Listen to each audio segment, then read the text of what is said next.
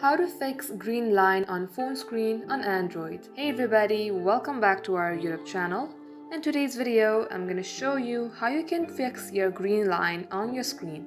So without any further ado, let us jump right into the process. First of all, let's go ahead and restart your device, because at times a simple restart can fix your green line problem and your other problem in your devices.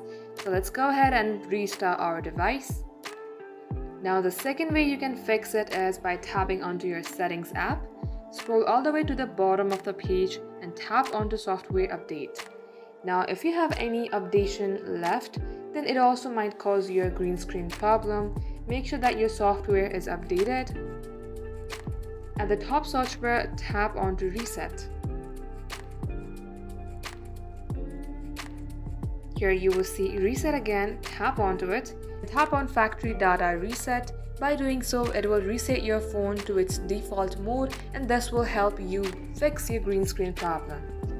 Now these are some ways you can fix your problem. Thank you for watching the video till the very end. In case that helped you in any ways, then do like and subscribe. We will see you up in our next upload.